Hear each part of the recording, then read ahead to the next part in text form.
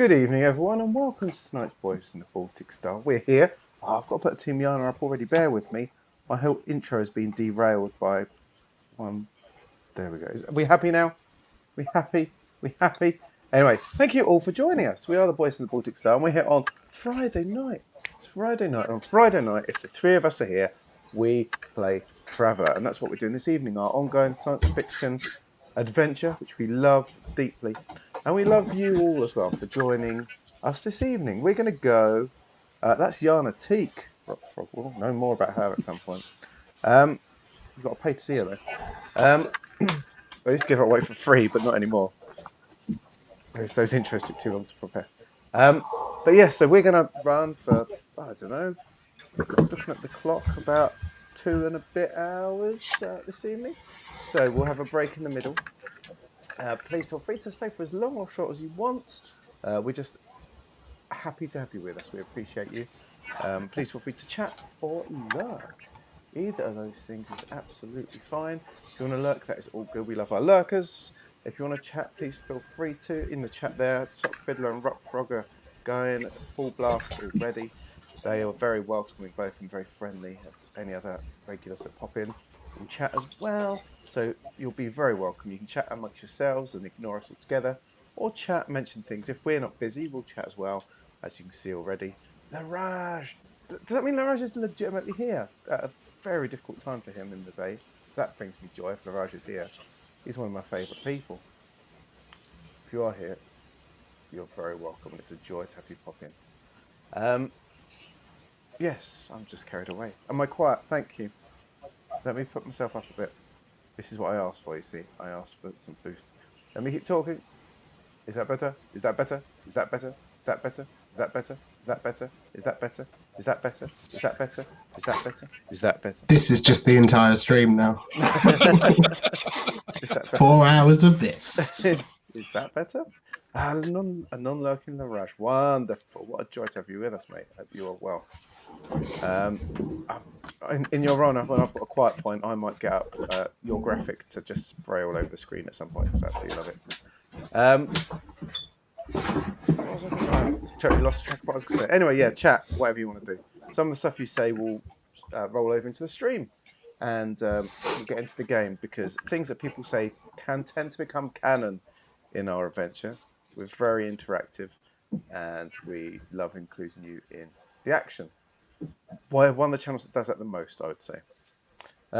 So speaking of which, click on the red sun to spend some Imperial credits.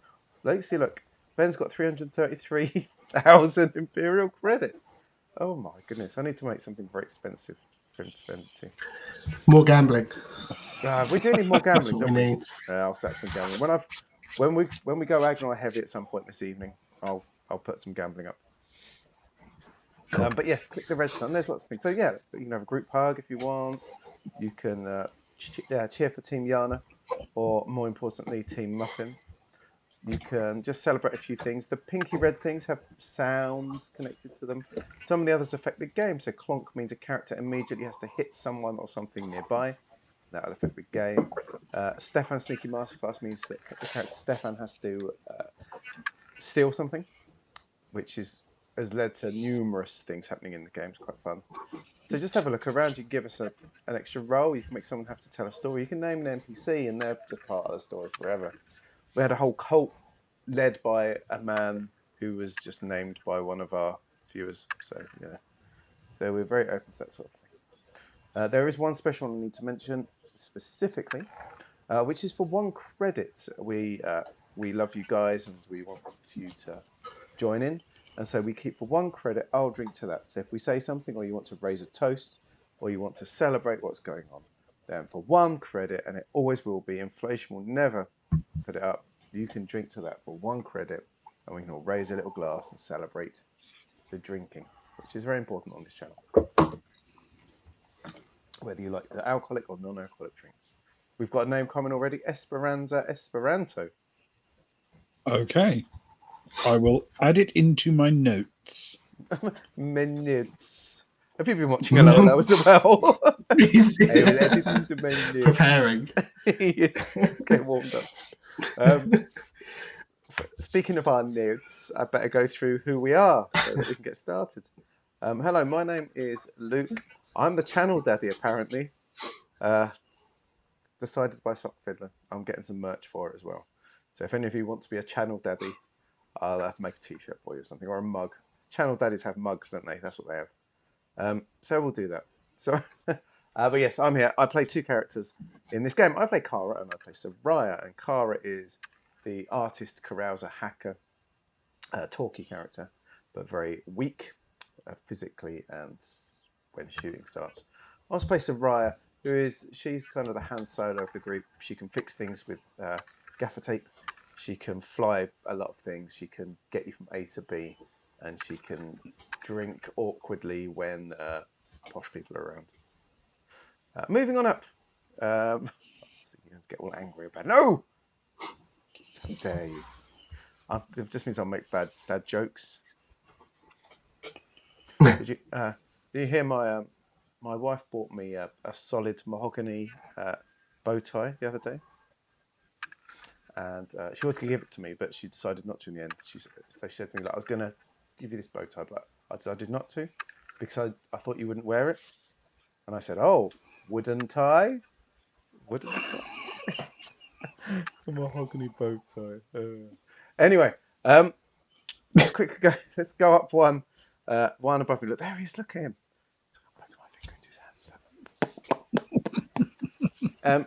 He is my brother from another mother. He is the Floofmeister General, and he is the housewives' favourite. Every time we put out a vote, he is the housewives' favourite, and he is, of course, the wonderful, delicious Ewan. Good evening, Ewan. How are you? Hey, Luke. I'm very good, thanks. I'm very good. I'm happy to be here playing some role-playing games, and I'm in a really good and friendly mood, despite what Sock says. I don't need to prove it to us. We believe you. We'll give you the I benefit know. of the I'm doubt. just mentioning it. Put it out there early to set the tone. Probably for the best. Bit of social engineering. Yeah, heard that before. At its worst. I'm a nice boy, really. Well, I'm happy that you're here, and it brings me a lot of joy, you being here. What also brings me joy is the two characters you play. Who are you playing in this wonderful adventure? That's a very good question. I thought you were going to forget, Luke, because you didn't mention yours, did you? Yeah. Or did I just not listen at that point? Yeah. Oh, see. In that case, he's got mean. I was obviously busy in chat today, being Fitz. nice to people. Very mean. You know. Don't be nice to them at the expense I of being play nice to Agnar. me, though.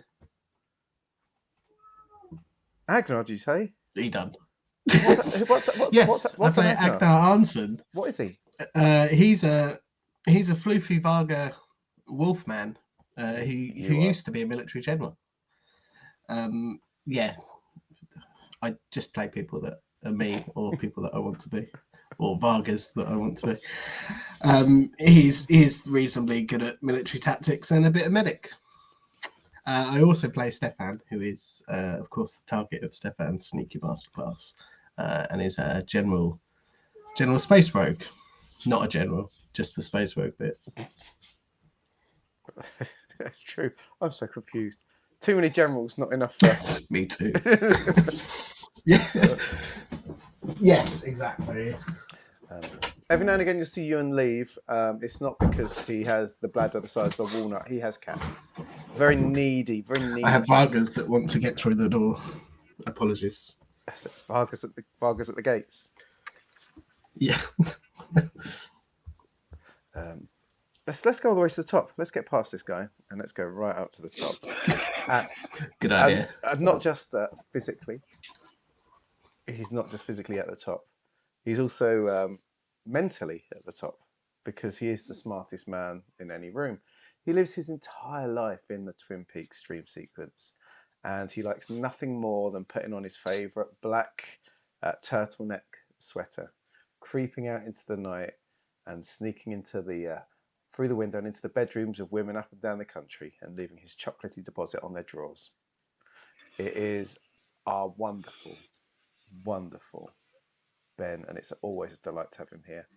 Good evening, Ben, and how are. And all because a lady loves. Well, thank you. I'm very much looking forward to tonight. Yes, always excited about a traveller night. Actually, always excited about a role-playing game night. So hopefully we will have some fun this evening. I'm sure we will. That's the first time for everything. There's always a chance. Let's not rule it out just yet. Yeah. The night's still young. You never know. Oh, So, where are we? very good question. We return to Giikur, where people are getting excited for tomorrow's Pelago race, a circumnavigation of the whole planet. 8 teams are competing, but there's a possibility of some underhandedness afoot, possibly even cheating. 2 teams, instead of designing and building their own unique craft, have purchased their vehicles from a commercial supplier. These boats are identical, which is a bit of a concern for the fans of the race. It's been widely rumoured that the 2 teams, VCI and DSS, might share setup information between them. But now it's increasingly looking as if the collusion might run deeper than that.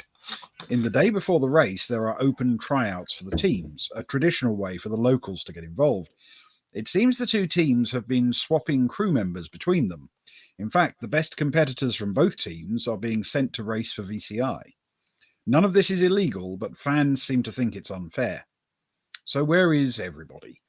Well, Stefan is still hiding in a bush on the side of a cliff, but only has hours more to wait before his expected pickup to flee the planet because, well, he stabbed Anton Fess in the neck, and that's a criminal offence in some places. Soraya has now been released from custody and is relaxing a bit, while Agnar has joined Olivia Sharp on a very special dirigible craft to watch the racing, to come and act as a sort of clearinghouse for information. One thing he determined was that the VCI team might be getting help once more from the injured Fess, who's absconded from his hospital room. As for Kara, she's leading the contingent of our crew who are trying to get selected to race for the ISB team. As the preliminaries go on, ISB is not exactly covering themselves with glory, while VCI seems to be getting better and better. Kara is very interested in the whereabouts of Fess, so she set off to film some segments for her blog and look for him. She got a message from Kat that Fess had appeared in the background of one of her videos, and she left Freya with the camera while she set off in pursuit. And that is where we resume the story.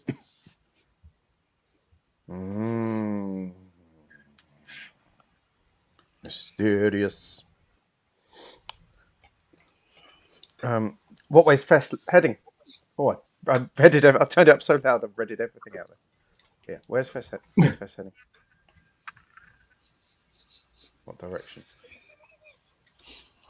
So, are we going to start with Kara? It makes sense, I suppose, since she's currently in hot pursuit. Let's do it. Let's start with Kara.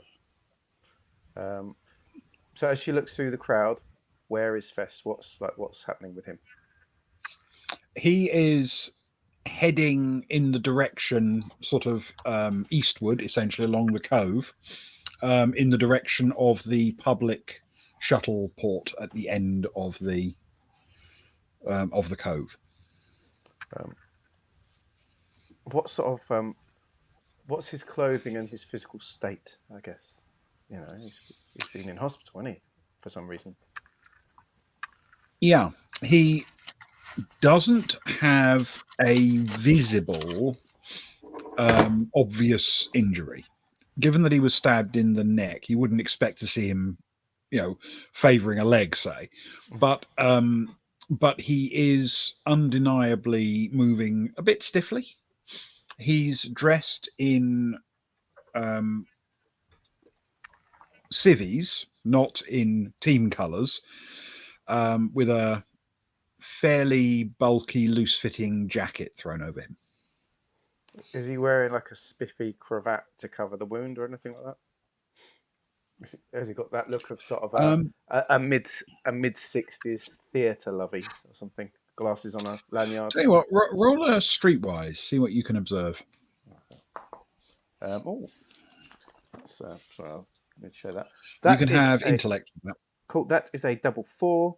with 2 to the intellect, which is 10, and what did you say the actual skill was? Streetwise, which is a Streetwise. 0. So 10. Okay. You can't see anything around his neck, but the back of his jacket is turned up, and from this angle, it appears as if you're behind him, but it appears as if it's pulled tight around him, so it may be covering more of his neck than would be common. Nice.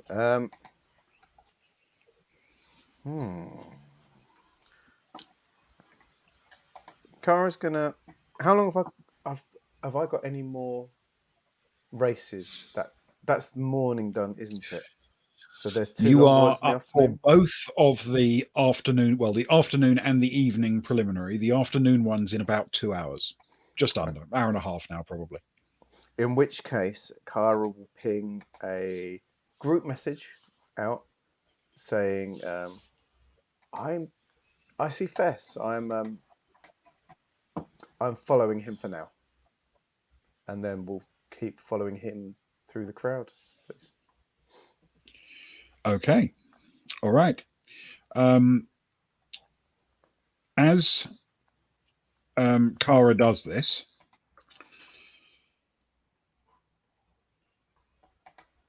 she notices that Fess he's not sort of following the curve of the shoreline of the cove around to the platforms themselves. He's kind of going a bit straighter on than that towards a group of low buildings that are used for supplies and maintenance work and things like that. When there isn't a race on, they are principally used as small warehouse areas for the fishing fleet. Okay, I'll continue to follow, keeping enough of a distance. What she would assume to be enough of a distance, I guess. Okay. Just to see what he's going to do with those small like the small warehouses and that. All right.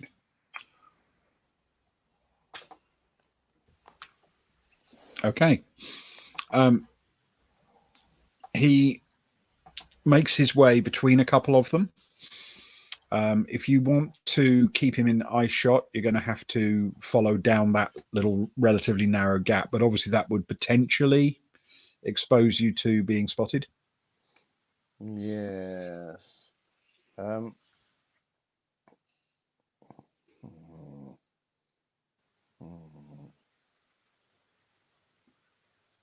Talk to me about the holographic projector, Ben. That I have. I have a tech level 31. Okay. It can project, broadly speaking, an image over a short distance. Yeah. And produce a 3D looking representation of something that's either filmed nearby in direct line of sight or recorded. Got it. So it's like you could be recording someone going about their business and sort of put that into a different space, I guess. Yes. Yeah. Interesting. Okay. In which case, for now, I'm not going to use that, but it's an interesting tool. I'm going to walk to the corner of the walkway, but not go down it yet, and see if I can spy anything down it to where it may be going. All right. Can you roll a stealth for me with Dex, please? And oh, good one though. 11 with 0, so 11. Okay.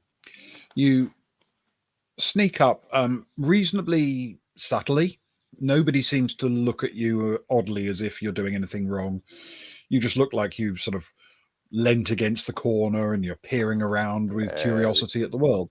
Casual. As you look round the corner, you can see Fess. He's gone past that first row and then he's turning into the building beyond them on the left. There's a doorway there and he's turning inside. I'm gonna wait till he's inside, and then I'm going to head down and have a closer look at what building, not inside it necessarily, but a closer look at what building he's gone into. Okay. When you reach, not necessarily quite level to the building yet, but if you imagine you're now at an angle to it so you can see what it looks like. The buildings all look very similar. They're essentially prefabricated warehouse type buildings. They don't seem to have much in the way of windows, at least not on the back, because this is the back of the building, the front being on the waterfront. There's a door in the middle of this wall.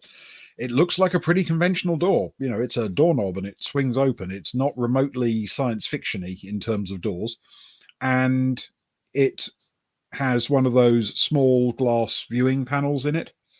And above it, in quite big, rather bland numbering, is the number 7. And by glancing around, you can see that the various warehouse buildings are numbered. Nice. She'll send another group message out to everyone saying, I followed him to warehouse 7. Don't know if the number's important, but that's where he is. And then, rather than poking her head through like a big fool, she's going to pull out her camera and hold it to the corner of it to try and peek through using that. Okay. My temptation would be to say this should be probably a streetwise check, but as it's Kara, if you want to use your artistic skills for this, feel free. I do very much so. If you do that, you're going to roll with education instead of intellect. Cool. So are we going visual media, isn't it? Yes. Visual media plus education. Lovely. Yep. That's a 6, but it's plus a 4, which is 10. Okay. Inside, the space is largely empty. You can see it stretching off into the distance. Because of the foreshortening of a relatively small camera image, it seems shorter on the image than it would if you were actually looking at it live. But what you can see inside is Fess. You can spot him, even though he's got his back to you. You recognize him quite well. And he is standing with a group of other people. It's not easy to tell exactly how many there are because the angle will only allow you to see sort of one side of the group, but it's going to be somewhere around half a dozen people. How can I tell how they're dressed from the camera view? Yes, you can. Can you roll me an education roll, please? Yes. With I'm going to suggest it should be recon, but if you prefer streetwise, I'll give it to you on this occasion. I'm 0-0 with both, so that's okay. Education. 5 plus 2 is 7. Okay. Luck ran out. Their clothing looks similar. You know, like they're all wearing a similar kind of outfit, similar colors, similar kind of cut. It looks like trousers, jackets, flat boots, but nothing that particularly stands out. They're not wearing uniforms, if you know what I mean. They're not wearing the same outfit, but they're all in much the same color. It's a very dark sort of battleship gray. I'm going to attempt to take a picture of that moment with using my camera, with the idea to send it off to see if anyone recognises it. Okay.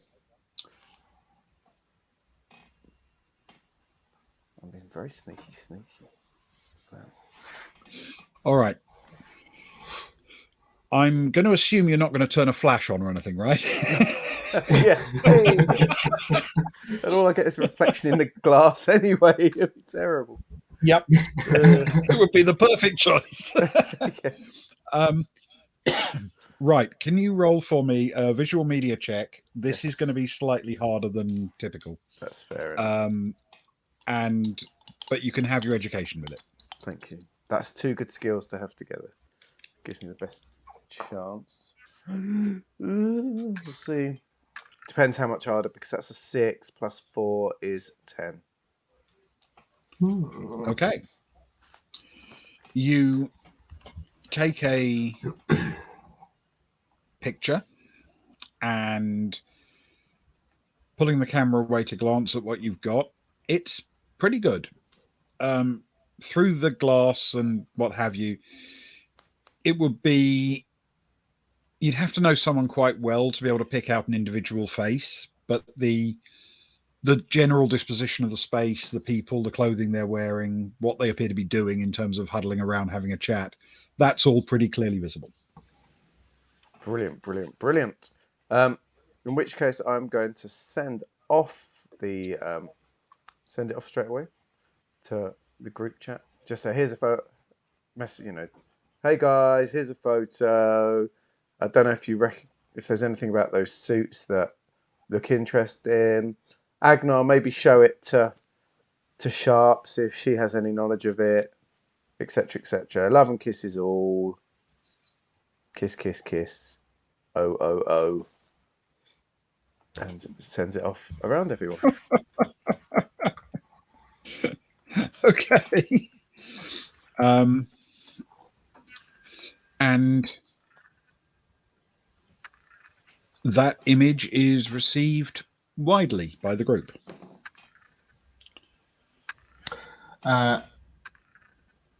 Agnar will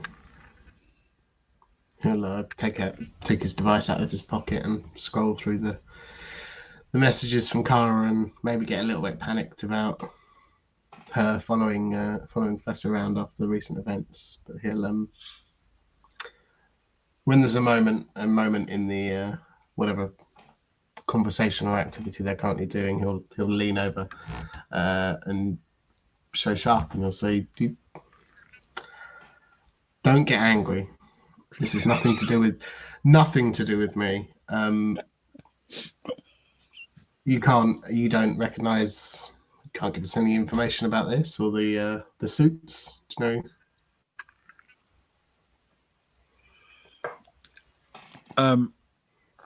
Sharp looks down and sees the image you're showing her.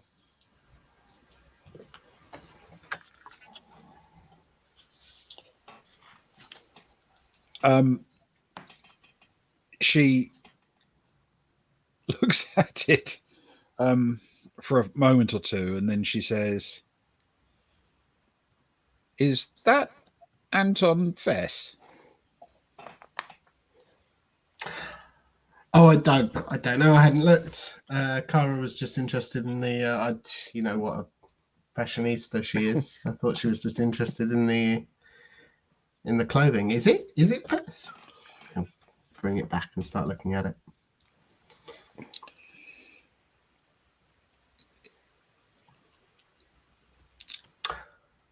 She looks a bit confused and then says, "Where was this taken?"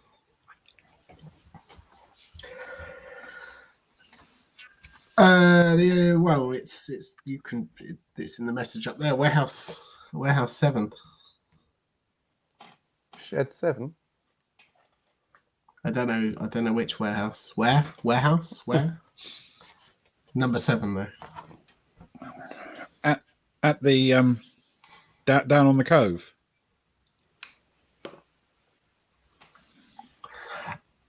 I would assume so. He'll look at her, I suppose, quite earnestly and say, yes, probably very much so. Kara's been in trials most of the day already. I think there's more to come. I don't think she would wander too far from the cove.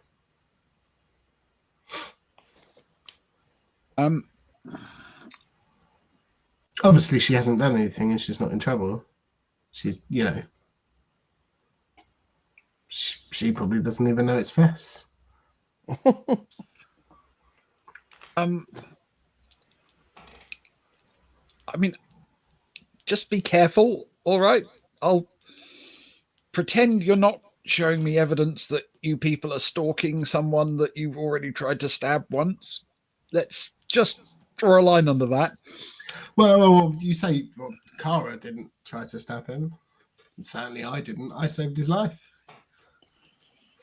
Arguably. Probably. You probably Definitely. did. You're right. Yes. So perhaps this is checking up on a patient, bit of aftercare. I'm not taking the photo. I'm up here with you. I appreciate the association, but I think Kara's just concerned. Maybe. I'm sure he's. It seems rather quick, given his wounds, for him to have left hospital. As a medically trained professional myself, who dealt with the patient at point of contact, I feel quite confident in saying that. I mean, the people are more than welcome to do what they want. I suppose you can't keep them there, but it seems quick.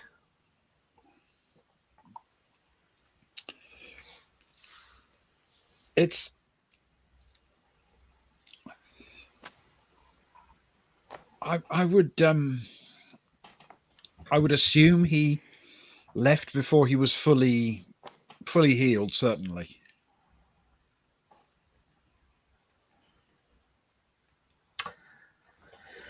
Yes, which would suggest to me that he had very good reason to do so.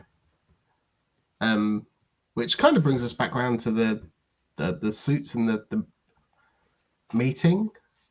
I want to. It looks like a meeting, but obviously they're in a shady warehouse. So conspiracy, mutiny, maybe. Anyway, Carl's question: the suits. You don't recognize them, do you? I suppose Agnar doesn't. Then out of character. Roll for me. Under the circumstance, I think a recon check with your choice of int or edu. That's very kind. That's a +3 overall. But I haven't been warming up my dice, so that's a 6 on the dice, +3 is 9. Okay. You don't recognize it. But if you were guessing based on your experience, you would suggest none of those people bought their own clothing. It looks like someone went to a supplier and purchased a bunch of similar stuff of similar fabric in a similar color and handed it to them. And the way they hold themselves, carry themselves, if you were guessing, you would suggest they're probably military and probably armed. Okay. And I know I've just rolled, and I probably should have asked this beforehand, but they're not all dressed in yellow and black, are they? They are not. No, it's effectively a very dark grey overall look. Black boots, dark grey trousers and jackets. Cool. Because yellow and black would very much be VCI colours. Indeed. Yes. So he's going back to his notes again. He always shows off when he's got something in his notes. Did you see me look down? In fact, most of my notes for this planet are just the initials, the full name of the team, and the colours. There is other stuff. Ewan knows a thing. Yeah. Suddenly I've got an arrow really... for which one's using Fess. And I've got crosses next to the ones that I definitely don't want to support, and ticks next to the ones, and question marks next to the maybes. It's an important details. He'll turn to Sharp and he'll say, "You were Actually, I'm not sure whether we've asked this before. Were you ex-military? Yeah, Do you get yeah, army. the same feeling I do from this collective group of people? It's not casual attire, is it?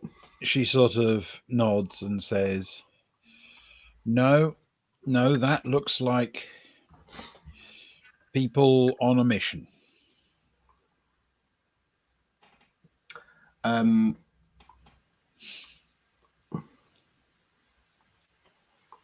Agnar starts typing away on his phone and then thinks for a minute. Looks at Sharp and just I assume she's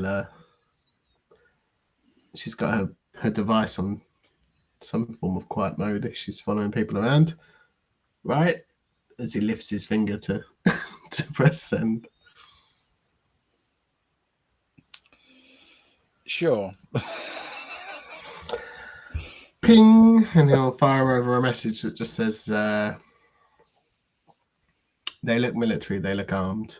Sharp says, "Be careful." Okay. Obviously, others are getting these messages at the same time. So if anyone wants to react to them.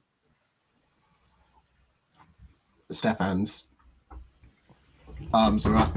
In fact, I think he turned off all of his devices and stored them away for the time being. Plus, he's clinging onto a cliff, so I believe he's out of the picture for the time being. All right. I guess Soraya will have seen this. She's sort of been chilling out. She had a little bit of nap. She had a little bit of brunch with Sharp before Sharp headed off to see Agnar, of course. So she'll immediately give Agnar a call if that's okay. Okay. Hello there, Agnar. It is I, Soraya. Good evening. How are you? Hi, I'm very well, thanks. Sits back in his chair. I'm just enjoying the hospitality of our good friend Sharp. Is it true that the cheesy balls up there don't leave finger detritus? It is for fingers that are not covered in fur, but alas, I mean they're much better than the cheap ones that you get by the kilo, but there's hundreds of them. You know, normally you'd expect cheesy balls of this standard to be served in a tiny little bowl or like on a massive plate, but you get 3 in the middle, like with a little drizzling of jus or something over them. But these, they just bring you them almost like a big old popcorn carrier full of them. Oh, I don't think I want any jus drizzling. This is terrible. It does. It does. Could you smuggle a few back in a pocket or something for me? Like, get rid of the jus. I don't want jus ruining my balls.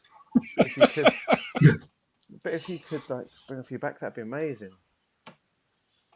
Agnar, who is the least sneaky of all of our characters, I feel, puts his hand over the receiver and looks over his shoulders to see if anyone's watching. And yeah, I think I could manage that. Good. Did you see the picture? You saw the picture, right? That Cara sent. Yeah. What do you think?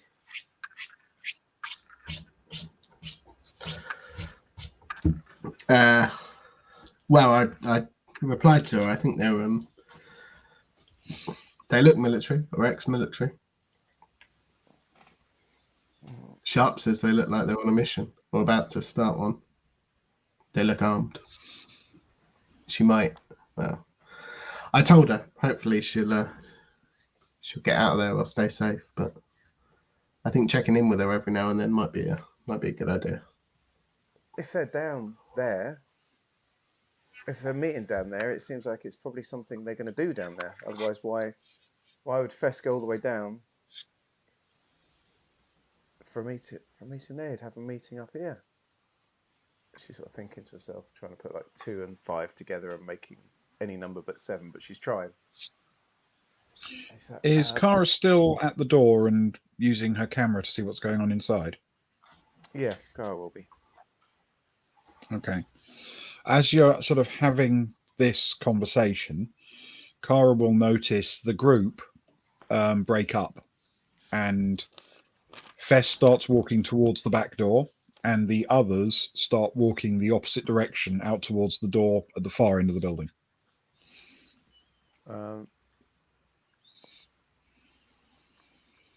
Okay. How far away, when he starts walking, how far away does Kara think there is between him and the door? I know there's the A fourth fair door, etc. distance. They were some way down the warehouse, so probably 20 meters. Is the shortest way to get round a corner back to where I came, or the other way? There's no appreciable distance. You're kind of in the middle of the building. If you go back the way you came, you wouldn't have to duck under the window. But then if he's retracing his steps, he won't walk past wherever you're hiding if you do duck under the window and head to the other side, if that makes sense. Then I shall duck under the window and try and get to the other side to hide around a corner, please. Okay. You do this. Can I have a dex, please? With athletics dex. You can. Are you sure you would prefer philosophy? Can I interest you in that? Under this circumstance, I don't believe philosophy will work. This is very disappointing. Very disappointing, then. And very upsetting. That is a 4. When with zeros added. Okay. All right. In your hurry and slight panic, you duck under the window. Okay, that's not intrinsically difficult, but you're moving and at a fair old pace, and as you do, you stumble. You fall to the ground, and as you reach the corner, pull yourself around just as the door opens. Because of the way it opens, you're the door side of the frame, and it opens outwards, so your position is slightly protected, but equally, Fess's face is right next to that little glass window as he opens the door, and he looks left and right. As far as you can tell, he doesn't spot you crawling around, scrambling around the corner. He doesn't react in any case, letting the door swing, turning his back on you, and striding away. Wow. He wouldn't react even if he did, let's face it. That's Anton Fess we're talking about. Can you roll a streetwise check for me, please, with intellect? Is this that I don't poo myself?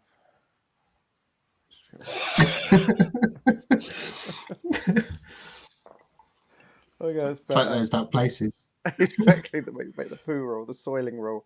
That's an 8 plus a 2, a 10. Okay. As he makes his way down, you can back towards the cove and the main curve of it. You can see him open up a communicator. He's holding it up to his face and he's speaking quickly and quietly into it as he goes. The way he's holding it looks a bit artificial, like he's holding it too far up in front of his face. One of us needs to learn to read lips. That is true. Well, she's going to try and cover up because I would therefore be a bit worried that he's doing the old looking in the reflection kind of trick, trying to look behind him to see if he's being trailed. So she's certainly not going to dive out from any space to try and follow him at this point. Okay. The other thing you notice with that 10 is looking down the other direction that you can see, if you know what I mean, between warehouse 7 and the one next to it, which is 6, Oh yes. down Six. towards the water. I'm all at 6s and 7s tonight, Ben. Tragically, that's true, and not remotely a pun. You can see a couple of the guys in the grey clothing. They're on the sort of quay front there, and they are busying themselves, peering down into the water and clearly getting into a boat.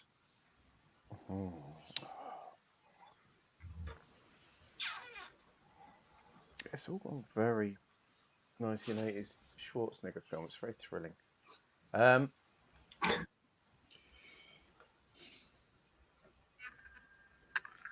far away are they geographically from Kara? 30 meters, something like Okay. She's going to message the group while she's sort of there, and she'll say, "Don't know if I've been spotted. Fesh is on the move, and some of the goons are getting into a boat." And then sort of just sits there for a while, I guess, to wait until Fess is out of visual range. Okay. Can Aglar just message back quickly and just say, if you can, get a photo of the boat, Is that possible from where I am? please? Please. I can imagine. I bet he typed it out in full as well. There's no shortenings to those words. No. From where you are, no part of the Agnar, boat is actually visible because it's below the lip of the quay. But from where you are, you should be able to get something of it if it pulls away from the quay. Okay, got it. So I'm going to wait with the camera ready to go if it, the second it moves away. Okay. It's a few minutes, but only a few minutes. And you hear that slight high-pitched whine of a high-performance motor, hydrojet, being pushed by some fairly potent engine, and a boat does indeed pull away from the quay. There are 6 people in this boat, and it turns its back to you and sets directly out towards open water. It is, by any measure, a very small boat. there's just enough room for the 6 people in it. I'll take a photo of it if I get the chance, or try to at least. Okay. Can you roll for me a visual media check with education? Oh, wonderful. So it's all good now. 14. Okay. Despite the angle, you managed to get a very good picture of the boat. It doesn't appear to have any identifying markings. It looks pretty generic, but it is definitely small. This is not something you'd want to be caught in a storm in if there were 6 of you in it. Yeah. It's a little rigid dinghy with a motor on the back, and it is setting out at a reasonable speed. The 6 people in it look pretty comfortable in it. They're obviously used to small boats and open water. She sends the picture straight back to Agnar. She says, "It's just a little rigid dinghy. The 6 in it look pretty comfortable. They've got to be ex-military or something. I don't know, Marines or used to moving across water in small boats. What could they be up to? Question mark, question mark. Scratching head emoji, confused head emoji, mind blown emoji. A watermelon slice just to confuse Agnar." The first emojis were enough, to be fair. He's so old and past it that he has no idea what's being said in the emojis. He will message back. He's already been sat there putting 2 and 2 together and coming up with somewhere around 10, I think. Mhm. But he'll just put he'll just type Heron how ... question mark.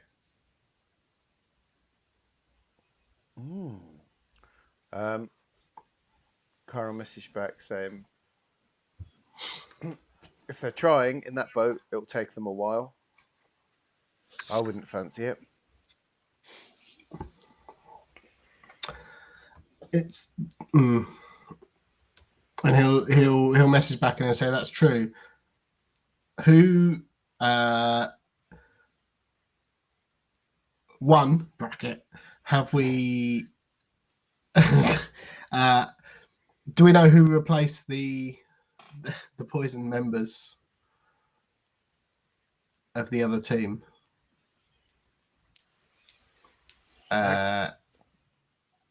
And 2 bracket wasn't one of our plans to get on a team. Wouldn't removing some members from a team help? Maybe I'm stretching. 3.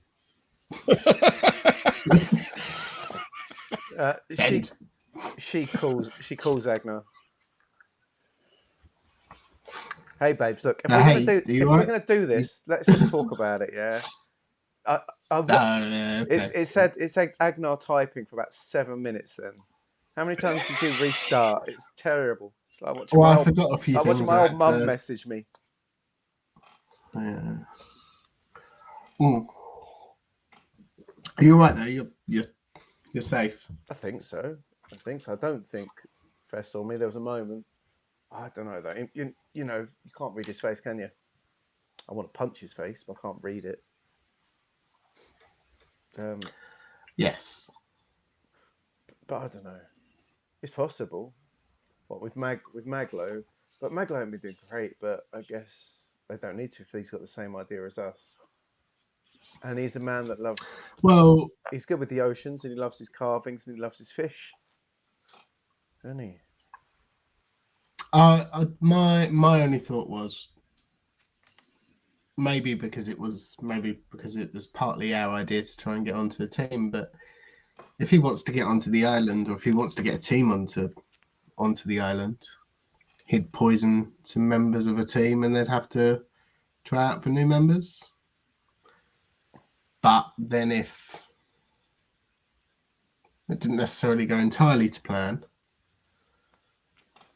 they'd need another way, or I don't know. Maybe it's a stretch. It just seems very coincidental. Maybe he's not interested in Heron Hal at all. But then why is he? What are the reasons for parachuting these guys in? It's either fake team, or he's planning. He's got a plan, some sort of takeover, or it's hard to tell. The world's media's watching. Giikur's media's watching. The whole system are watching. This gets good viewing figures in De La Rue, I've heard. So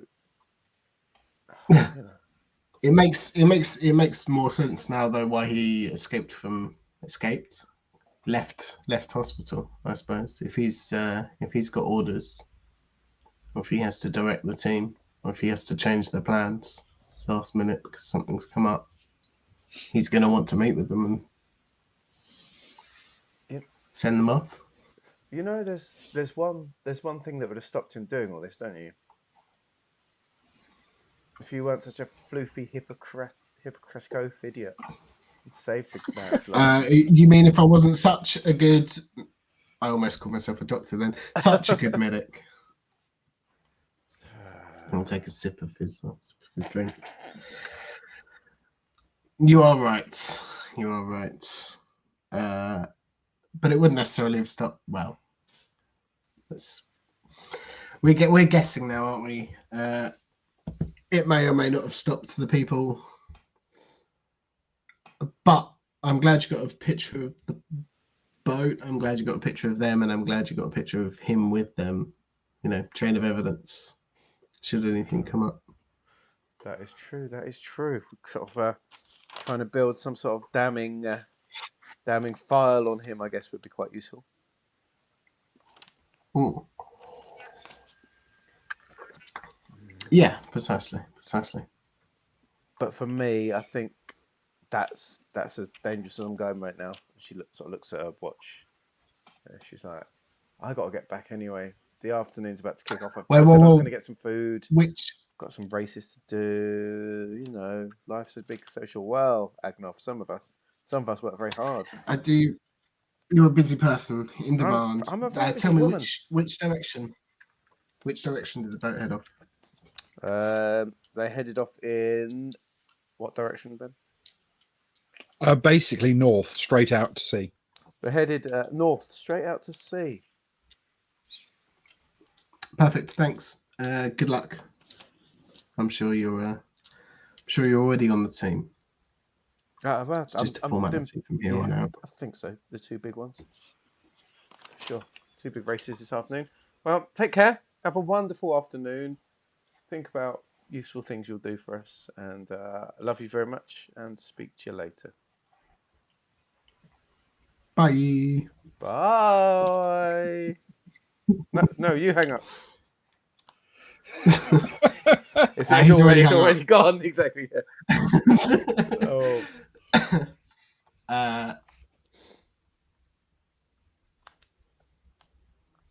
Do you mind if I jump in quickly? No, please Yeah, do. Go for it. I'm offering it over to you anyway. Ben, the screens that Agnar has in front of him, if he fiddles around and looks into them, is it specific to? You said before that they can follow a boat, a specific boat, or you can get shots on certain teams. Is that right? Sure. Yeah. Is it possible just to get an area without an actual boat being there? Could I go for just north of the cove? Yes. And zoom in and try and find a little. The cameras are recording. They're recording essentially a complete representation of everything underneath the dirigible, and then it can bring up various pre-programmed selections in various different scales. But also, you can just pick an area and zoom in. So I guess for starters, he'll start reasonably far out, and he'll see if there is anything of note north of the cove, like on a big map. Okay. Can you roll a recon for me, please, with intellect? It's not bad. That's a 10 on the dice, which is good because I only get +1 for intellect, +1 for recon, and nothing for intellect. So 11 total. It's a matter of seconds before you spot. There's not a lot of activity out there before the racing starts. You spot the little white trail of a small boat heading north away from the cove. And before he zooms in, if he, scrolls north a little bit, what's the first thing he gets to that's not sea, I guess? You'd give up scrolling long before you encountered anything. Okay, cool. That's fine. Then he'll go back and try and find the boat and zoom in a little bit and just follow it. Okay. As it moves. Obviously, Sharp is sitting with you and watching what you're doing, and she's looking quite curious as well. And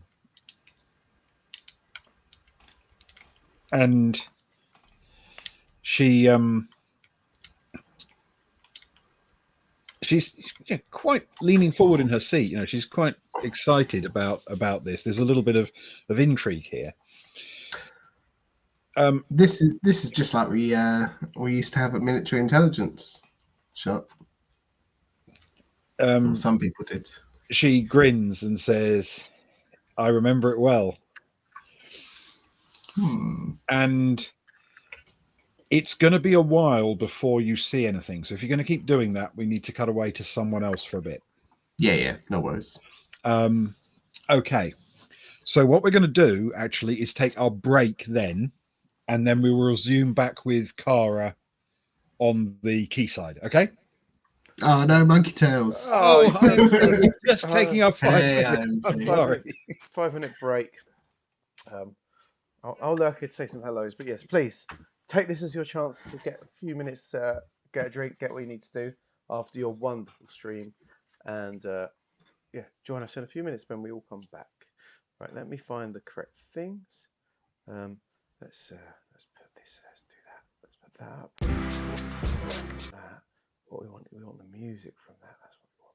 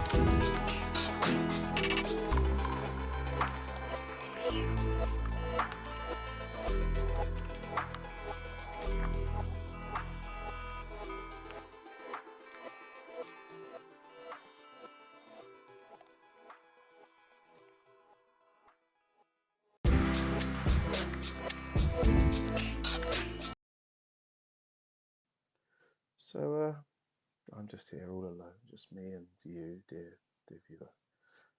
What a delight it is to have you all here. Essentially, that's good. Yeah, exactly, Russ. You know, someone just has to walk a little bit further to find it. That's all. Did you leave it in a state of use, though? That's the question. Or did you leave it in a state of misuse? It's yeah, you join us tonight. It's all gone a bit conspiratorial here this evening. Our hated Anton Fess, who Croy, that's a name that Croy would recognise from hanging around the stream. He sort of returned after Stefan stabbed him in the neck, and he sort of managed to heal up and got out of hospital a bit. He seems to be putting together some sort of crack commando unit or something. It's like an evil A-team, I think. I pity the fool that has to take them on, and it might be us. and he's got them off in a small boat, driving around in the waters. He's driving the right verb for a boat in water. It's not sailing; it's got an engine. But anyway, I digress. They're heading off north. But are they just getting involved in the race? Are they trying to get to Harrenhal for the carvings like we are? There's something they're up to no good. Fess is always up to no good, and he's got his little gang of goons.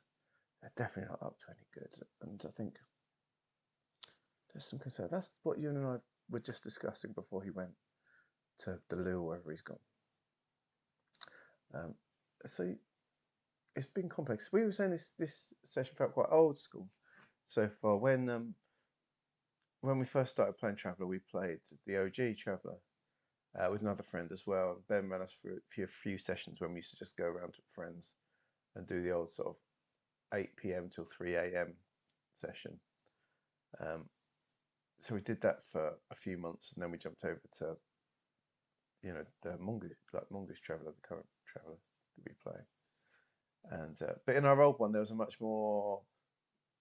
It was quicker moving, but there was much more moving around places. Scoping things out, watching things go down, and it felt a lot like that. It felt very old school to us this evening. Fizz, I told you I was going to put some adverts up. It's there for you. Any of our friends that's a creator, anyone that's listening, just let me know. Drop me a Twitter or a Discord or something, and we'll put your graphic up. It's important to us to support you and celebrate your skills.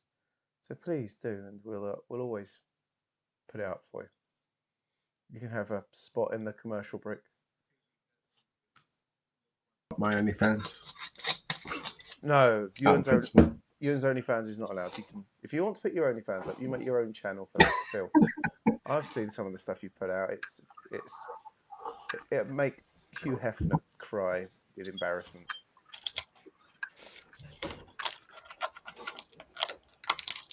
We've gone too far now.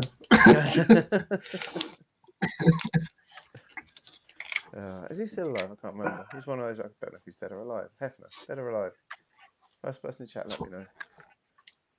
It is an ASMR beard grooming.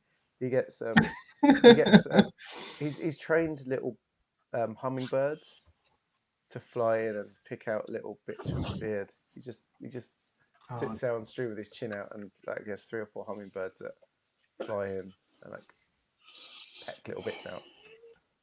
That would be a really weird ASMR, like a soothing, gentle vibration of the hummingbird's wings, and then me screaming as they pluck a hair out of my face. Jarring, I feel, is the right word.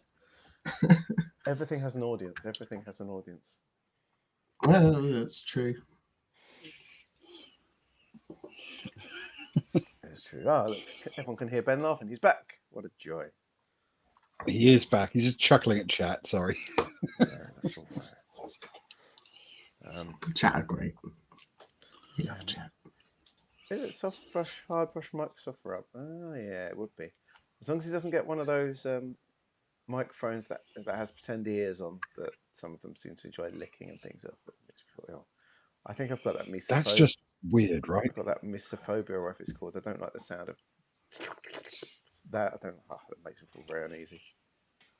I thought that meant you were afraid of miso soup. And then I remembered that I've seen you have it before. I love. I have a reasonable selection of dead cats for my mics. I should actually find out what they sound like if you rub them against things, shouldn't I? Oh no. Terrifying. Oh, the tiny scissors. Yes. I like your thinking, Fitz. This is some big brain thinking. Right, we're all back anyway. Should we I suppose I tell you, before we get started though, I'm gonna play some tunes. Here you go. Let's play this tune first. This is my favourite tune.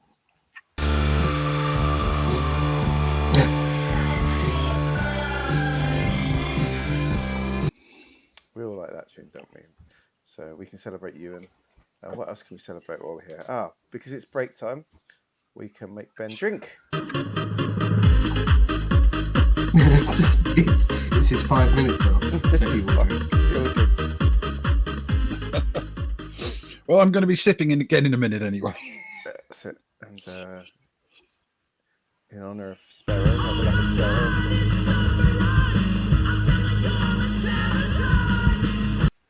I'm just sabotaging our money-making possibilities on YouTube, really.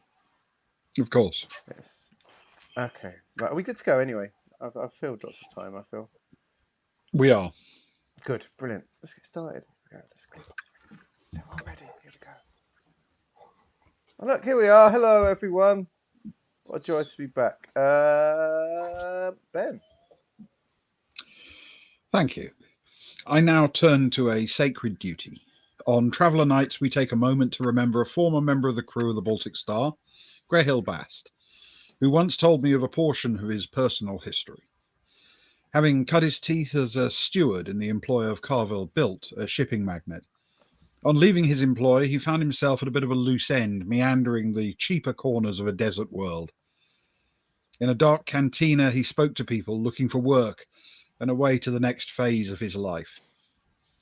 These were the places where the poor people lived, and housing conditions were cheap.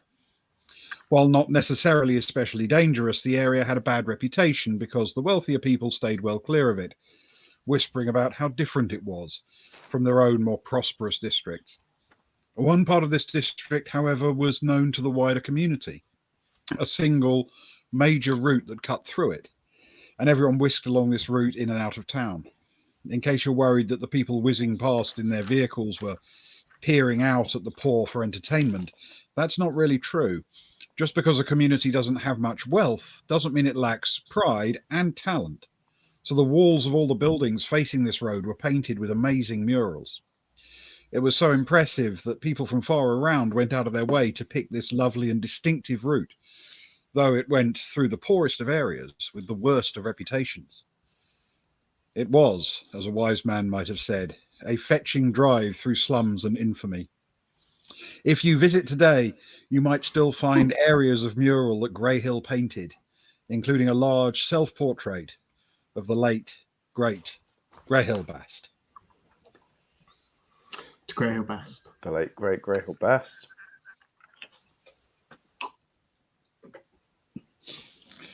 So we turn back to Kara.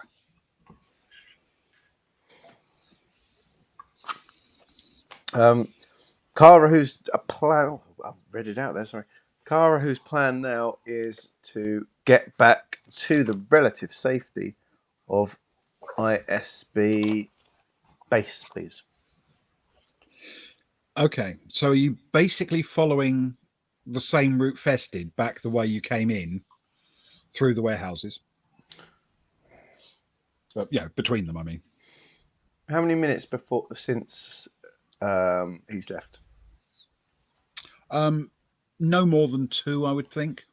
Then I'll wait for another 3 before heading out that way, please. Okay. All right. And you're going to follow that same route. So he will effectively be disappearing into the crowd because he's heading back towards the main slipways and the team buildings. That's fine. Around the cove. So you will lose sight of him in that kind of time. Don't feel the need to follow him at this point. Okay.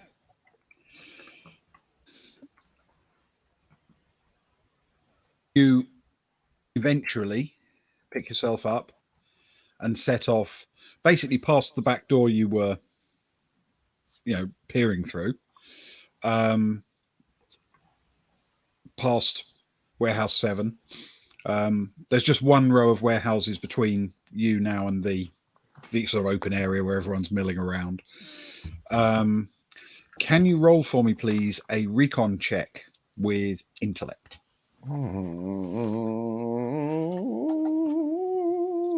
Yes. Okay. 7 plus 2 is 9. Okay.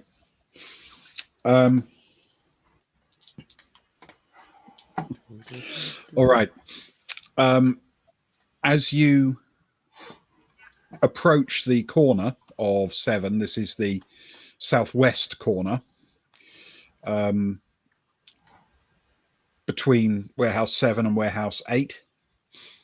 You notice a shadow. There's a person just behind the corner there. Okay. It's time to make use of my holographic projector, please. What I would like to do, can I can I have it project what I'm doing, or does it need to be something else? So can I have it like point? It can project anything. You can focus it on live over a short distance. Yep. Or you can play back a recording. Okay. But there's no reverse camera, so I couldn't get it to sort of basically do a recording of me walking live, but in a different space. You could, but it would require a fair amount of setup to do that. Okay. Before I get to that corner, then, before I get too close to it, I'll take a few steps back, and what I'll do is I will carefully prop the recorder up and try and record a 10-minute stint of me just walking, if that's possible. 10 minutes of it? 10 seconds. 10 minutes. 10 seconds. 10 seconds, okay. Yeah, quite think. I It's far too much walking. yeah. All right. On the spot. Okay, can you roll a stealth with Dex for me, please? Yes. Is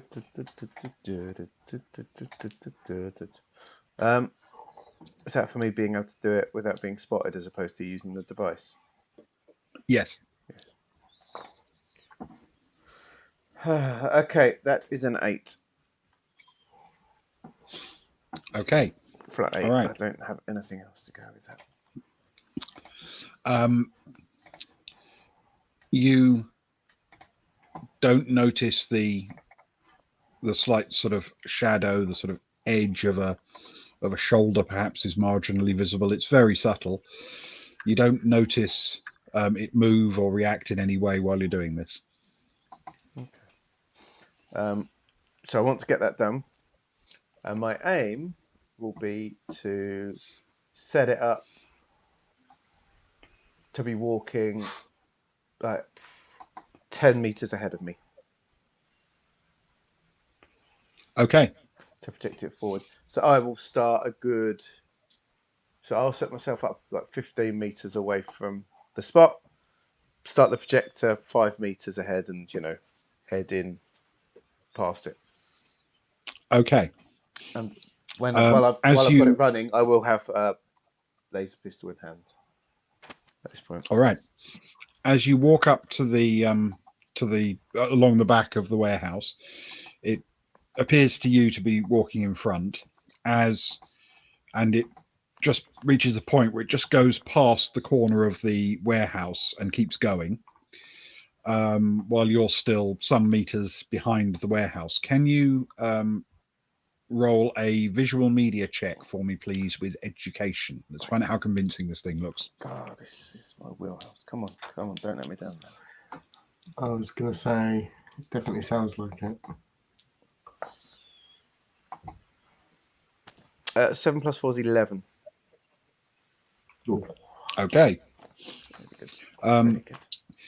It makes its way several meters past the corner, but you're still behind the warehouse.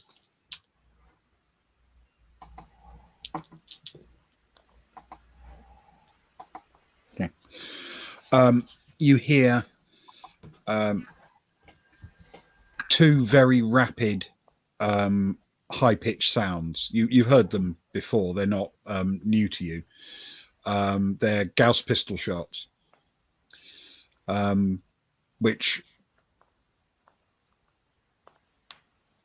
it's not exactly possible to judge where they went in terms of it being a hollow, but they strike the building that's on the opposite corner, behind Warehouse 8. Oh my! Would that, to her mind, it will have? Is that would have gone through the projection to hit there? There or thereabouts, yeah. Okay. Cool. Kara will push her body into the side of the warehouse before getting through to the thing.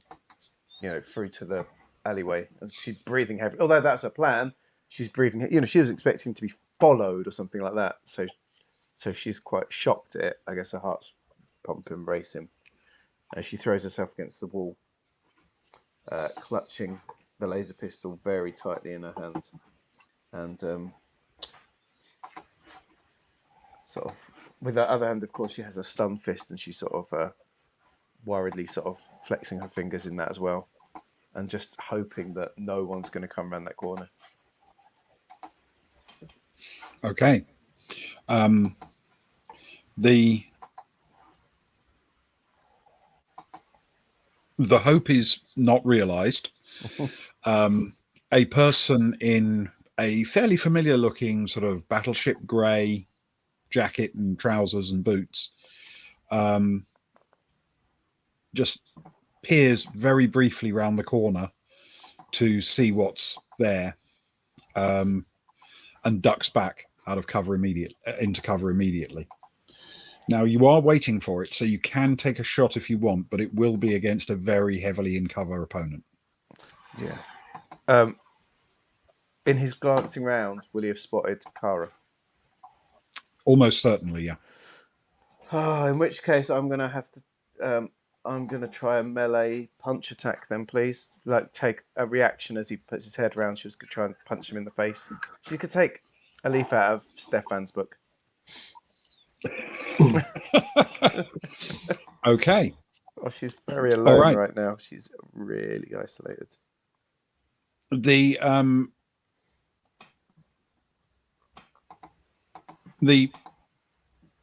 punch, you can use strength or dex plus your melee combat. Are you using the stun fist? Yes, please.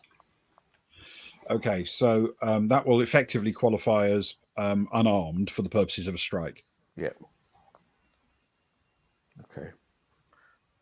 Right, so my stun fist. So that's good because I've got my unarmed. That's why I've started here. We've learned the one thing she can actually do in combat is actually throw a fist. Okay with dex. Okay with dex. So that's a +1 to my roll for my unarmed melee. And I've hit it. Dubs +1, 13. 13. Nice. Yes. Right, 1 second. Oh, that makes up for some bad rolls tonight. 10, 11. As good as it's going to get, even if he outdoes me, that's about as good as she could have done. Okay, all right. Can you roll for the stun fist, please? Yes. For damage. That's a 1d +2 traits stun. Yeah, +3 on top of that. Okay, so that was a 4. Plus a 2 is 6. Plus a 3 is 9. Okay. He is also going to use his minor action to parry. He's rolled a 10. Yeah.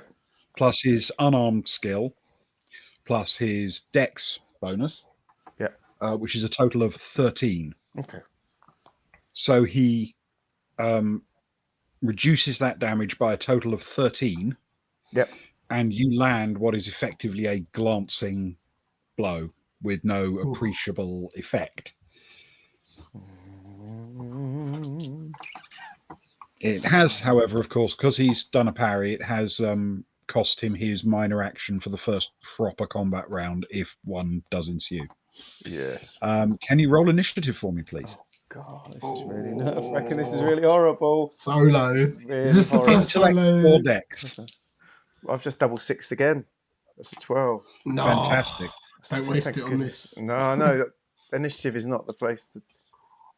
No, He rolled a sixes 5. in a You've row. got the initiative. So you can run, attack, do whatever you want. I'm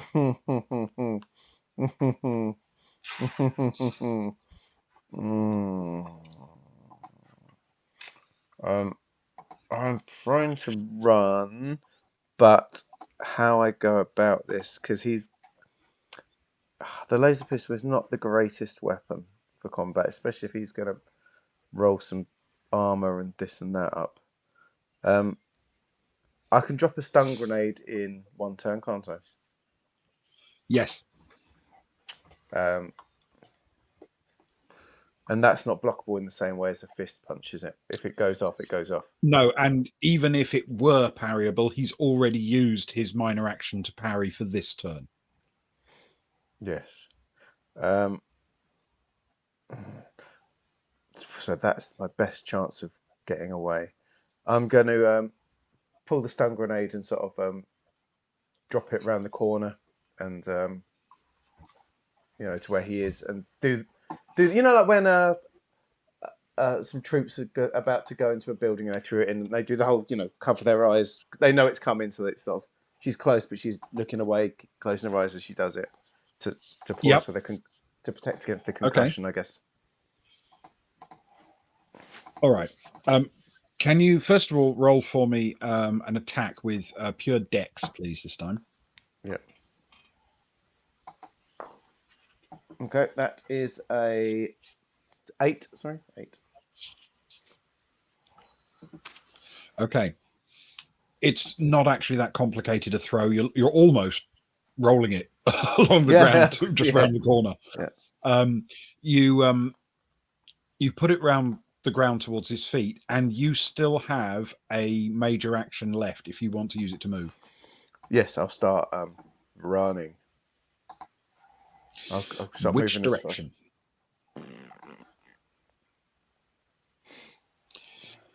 You could run past, but obviously that would expose you to the grenade. Yeah. You can run back the way you came, basically east, along the face of Warehouse 7. Can I run back the way to try and go through 7? Because there's another door at the other end, isn't there? Yeah, there is. Yeah, then I'll try and run and go through the door to Warehouse 7, please. All right. You won't quite make it to the door this combat turn. Yep. But you certainly can make it in that direction. Cool. And if I look at my little chart...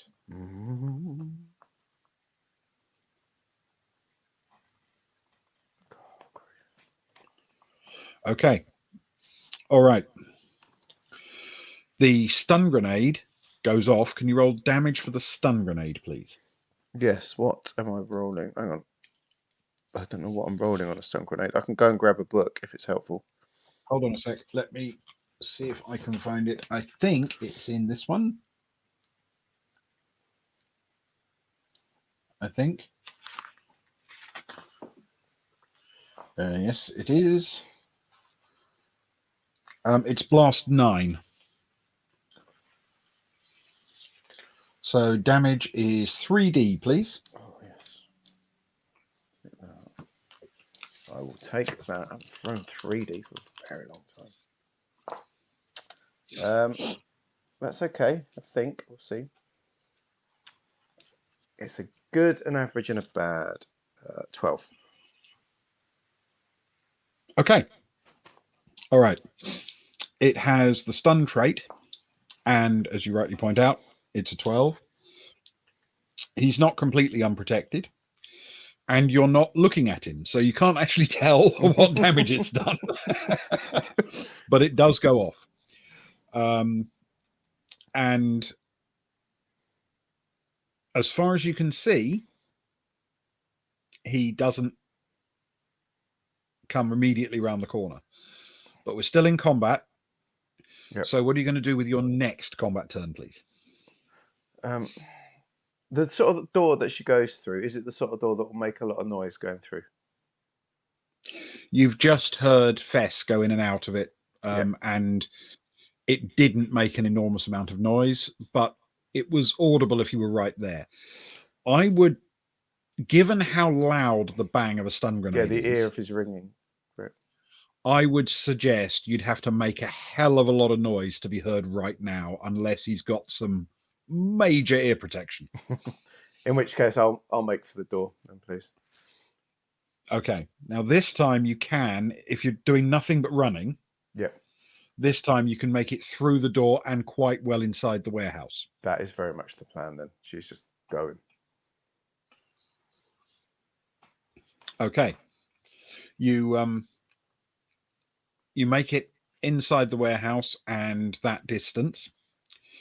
And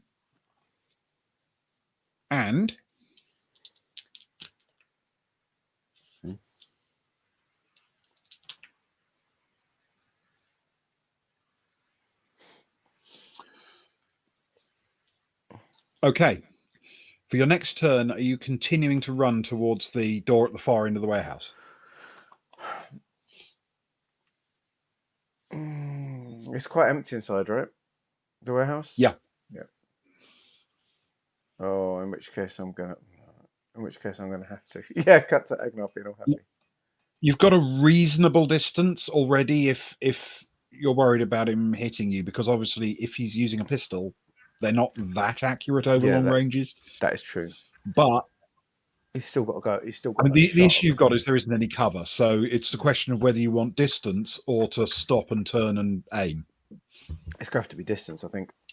I think that's what Kara planned. She's gone her fight or flight. Basically, she fought only to feed the flight, if that makes sense. Yes. Yeah. Okay. In that case, you're going to make it most of the way to the exit in this turn. Okay, cool. Fantastic. And because you're just running, you don't actually know what's happening behind you. But still in combat, you get to go again. Nothing that happens in that turn stops you from running.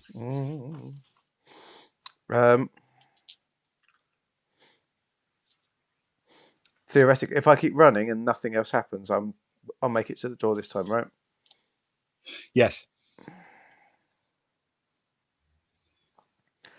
It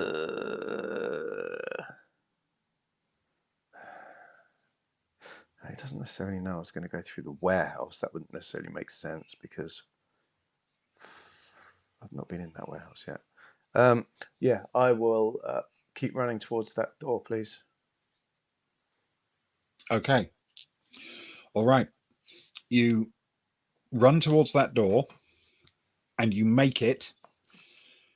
You've got time to open the door and step through. But if you do, it'll be kind of at a dead run. You're not going to have a lot of time for looking around as you do so, if that makes sense. You've got to trust that you're running into safe ground as opposed to him being out exactly. there. Exactly. Oh, the odds. Oh, nobody have thought that I was going to do that.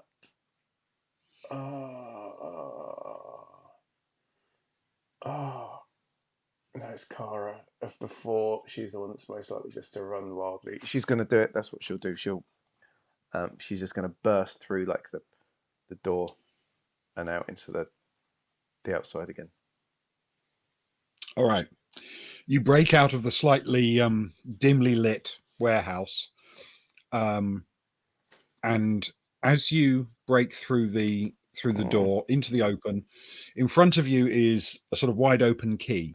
There are a few people meandering about. Some people have decided to sit with their legs dangling over to eat a sandwich or whatever while they're at a loose end between the races.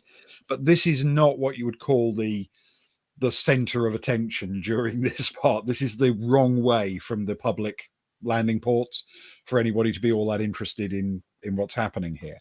It's fairly quiet. As you burst out, can you roll for me a streetwise check, please, with intellect? Yes, I can.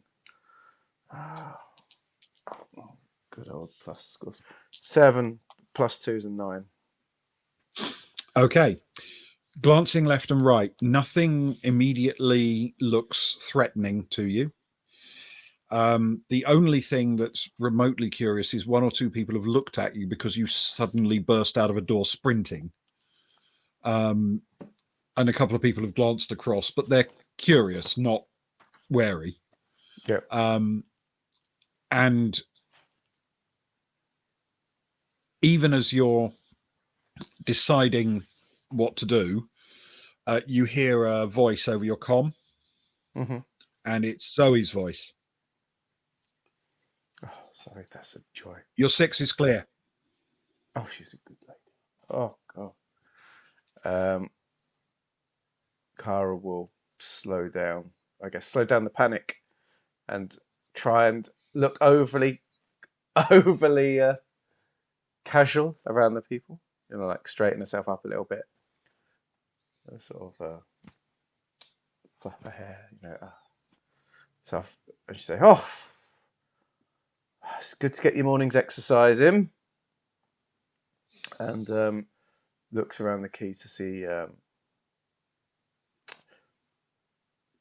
guess, is there anywhere that she could find a little bit of cover to sit behind, or something that isn't immediately visible from what's going on behind? Not cover exactly, unless you want to use the buildings themselves. This is pretty open apart from the buildings. You could blend in with some people, sit next to somebody and mime eating a sandwich, or or you could just wander back towards the sort of airport bit where the shuttles come in and out. See if that would buy you some. Yeah, I think that'll be the some thing. safety. I'll start to try to wander towards a more populated area in that regard.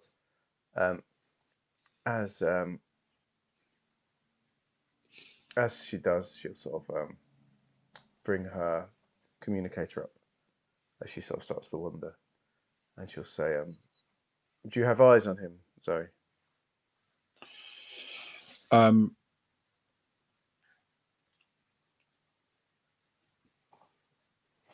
There's a brief pause, and then Zoe says, "Not anymore, but he's not moving."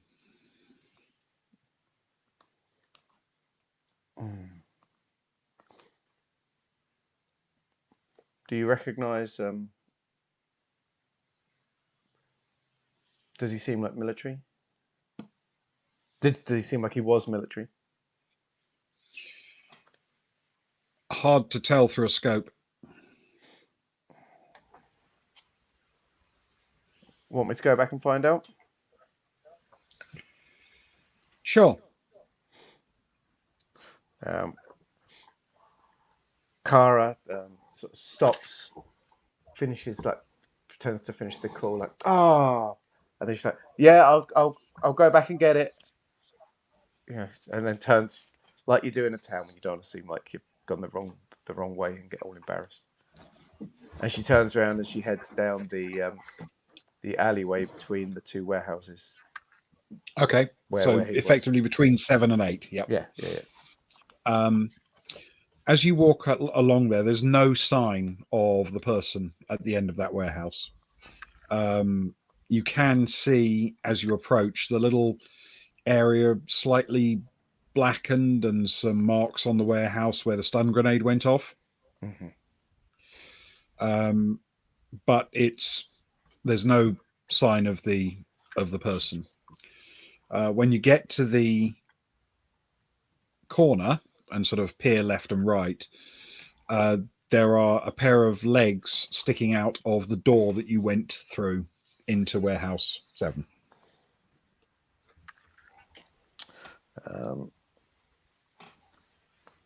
She's gonna walk around. She's like, "Yeah, that'll teach you, won't it? Mess with Car Alaska."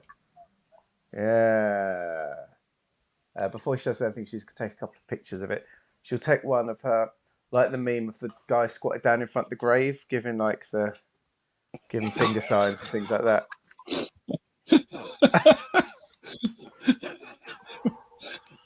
Okay. And she'll send that one to Agnar specifically.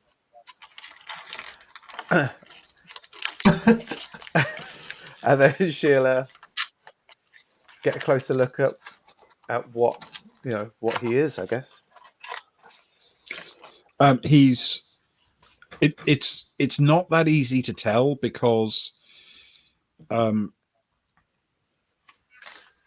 his head's been quite badly damaged. Oh, no. He was clearly human, male, fit and well built, wearing these quite generic clothing. Someone would have to know him really well to identify him now. And obviously you're not particularly familiar with this person. However, I would like you to roll for me, please, an investigation check with intellect. Yeah, with intellect, I think. Okay, so -3 for investigate, but a +2 for intellect. So I'm rolling at a -1. That's probably not going to be good enough, though, because that's a 6 minus 1 is 5. Okay. A search of his clothing and things like that reveals no communicator, no identification, absolutely nothing that would likely lead to identifying who he is. He has a Gauss pistol and he has a couple of grenades on him. Mm-hmm. They are both fragmentation grenades. I shall take those if that's okay. Of course. Oh. Brilliant. All right, done. Other than that, there doesn't seem to be anything of note about him, except for the tiny hole at the back of his head and the really large one occupying much of the front of it.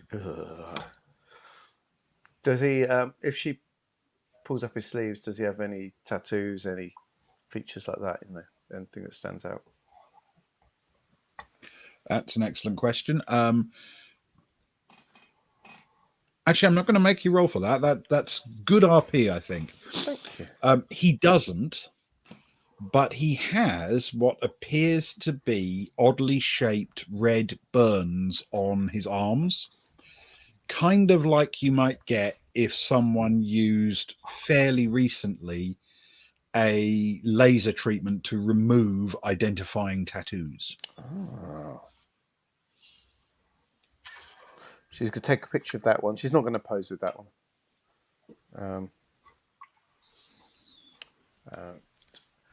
She's going to call comms back onto Zoe. Have you still got eyes on me, Zoe? Yep. There's not much about him. No ID, no comms, no nothing. It's not surprising, really, I guess. No tattoos, but it looks like he's had some removed recently. Obviously, he's hiring people to, no questions asked, no chance of getting back to anything. This is very Black Opsy. Okay, don't wait. Go east and south. Gotcha. Cheers, Zoe. Cara doesn't wait and she goes east and south. Okay, that will take you effectively around the warehouse that's opposite warehouse 7, which is warehouse 3, basically, and down towards the mountainside, climbing up towards the city, away from the sea. You can't necessarily see what Zoe saw that told you to go in that direction, but you're aware it's a fairly public place, and there's been a bit of noise. There's been a certain amount of running and stuff, so it's possible that it's attracted a bit of attention. And as you make it out to the ends of the warehouse, and you're sort of standing there, Zoe says, "Keep coming, climb in a bit, and then head west, away from the quayside." Cara will do just that. She's going to follow whatever Zoe's directions are right now. Okay. Can you roll a stealth for me, please, with Dex?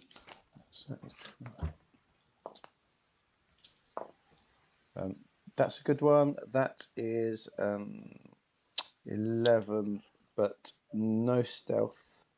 But it's 0 and 0 dex, so it just stays at that. Okay.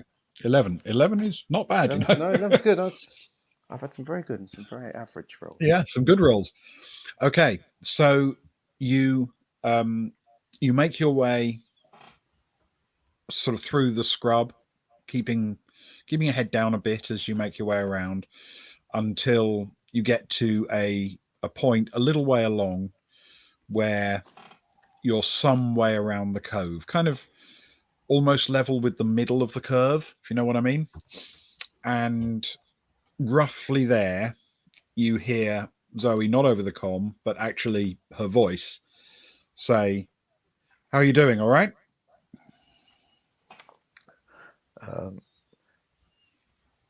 I guess Kara's facade somewhat will break down at this point. Her adrenaline's been pumping, and at the sound of a trusted person's voice nearby, she will sort of collapse to the ground somewhat. I think so. I'm still here thanks to you. Oh, don't say that. You had him on the run. I had myself on the run. That was terrifying. I've never been stuck in a situation like that on my own before. It shows what it's like to have a team watching your back. I guess like I had today after all. Don't knock it. You kept a clear head and you kept ahead of him. If I hadn't been there, truthfully, I don't think he needed putting down. I reckon you'd have made it to safety, at least to people, before he could get to you. Good to know. You're very kind, sir. You're very kind. Thank you. How long had you been watching me? I wasn't really watching you. I was watching Fess. And then, well, you see, there was this really bright flash in my scope behind him. And I thought, that doesn't happen all that often. So I looked up, and what do I see? But you pegging it in through a door, followed a moment later by this groggy looking guy holding a gun. And I thought, how much more information do I need?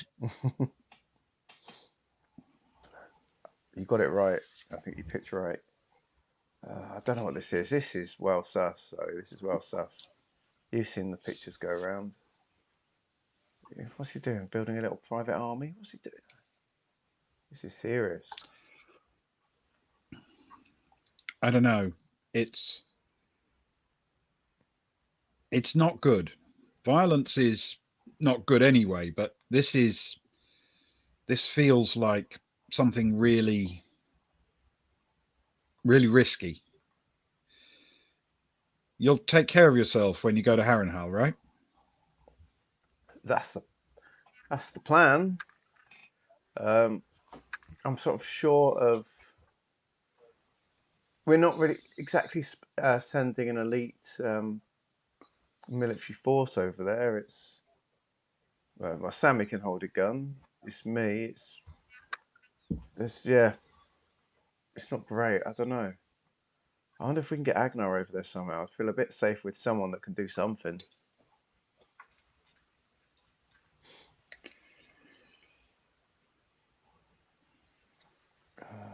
Problem is, you can't get anyone there, can you? Unless they're on one of the racecraft. Well, the plan is, I think we can get 4 of us on that craft. The team messed up on races we weren't in, and the people when we were on a race, the ones that messed up were others. I think Cat's on. I think I'm as good as on. Sam is looking good at the least. Don't know about Freya, but we just need three of us to pile out the back at some point. We'll get there. But that's relying on Well, I'll tell no you one this. dangerous being there, you know? If it ends up in a firefight and you lot get killed, I'm going to be profoundly dischuffed about that. You and me both, to be honest. I'd like to think a few people would mourn our passing. Yeah. What we need is other backup. If there's another way for people to get over there, maybe someone that can, Steph. I'm not feeling much from Stefan, to be honest. I feel like he's having to look after himself, understandably. Soraya's sounds like she's sort of getting back together again. I've been trying to be in touch with Agnar. I don't know his situation. And I don't know what you can do in this moment as well. Well, I was thinking I should probably keep a low profile for a bit. But I'm perfectly happy to keep a low profile, around here. But I'll probably have to go now because it won't take them very long to work out which direction that shot came from. No, honestly, thank you. Keep as low a profile as you need. I feel like Agnar and I especially have got some talking to do. And I think even if you didn't save my life, I think you've saved a huge amount of difficulty. Well, I think it's the least I can do, given you actually bought me this lovely gun. It's true. I'm a generous woman. Guns, games for my friends, drinks. I like to do my thing. Keep stay on comms if you feel you can, or go quiet whatever you need to. But thank you again, and I'm sure we'll meet again. I don't know when, but we'll meet again. Some sunny day. Maybe it'll be sunny. I hope so. I'm going to head inland a bit, start doing some climbing. The higher the ground, the more I can see if people are following me. And if I were you, I'd head back towards the team because you'll be surrounded by friends there. And I've got to get, with all the stuff, I've almost forgot I've got a race coming up in a few minutes. I better get moving. All right. Well, good luck in the race. Thank you. Zoe shoulders her rifle and starts, walking off through the scrubland and up towards the city, which is a fair distance away, you understand, but she's heading in that direction. As are you heading out towards the MSB team, or are you doing something else? I'm going to follow Zoe's plan, but as she walks, she's going to call up Agnar again, if that's okay, please. Mm-hmm.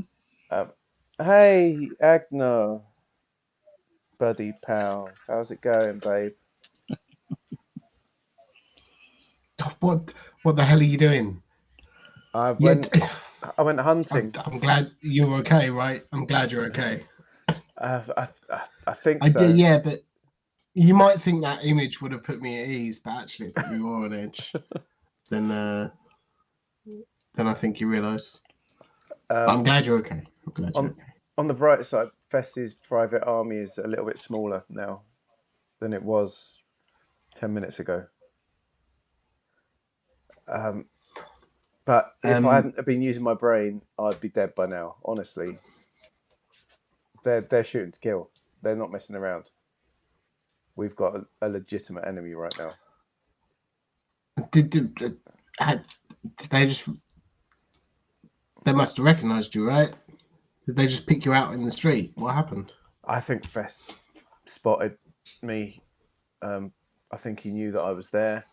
I think he got someone to come back and keep an eye to finish me off. You can't tell if Fess is like what he knows. Do you know what I mean? You can't tell what he's seen, what he's thinking, right? He won't know. No, yeah. He knew. It's put me on edge though for Harrenhal. Speaking with Zoe, she was like, she's worried about it. And it made me realise that we're just sending a motley crew of 4 women, and if I'm the combat expert in that team, if no one's on Harrenhal, it's fine. If it's just some rocks and a few sheep or something, it's all good. But if things are a bit spicy, top secret sheep. Yeah, top secret sheep, exactly. Right, but if things are a bit spicier, we need more. I think we need something.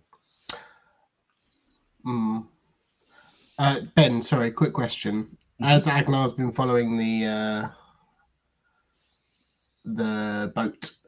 Mhm. Boat might be a grand term, but as he's been following it, they haven't made land. I assume they haven't curved around and hit the Nope, they've been heading straight hit the north, cove at straight another out to point. sea.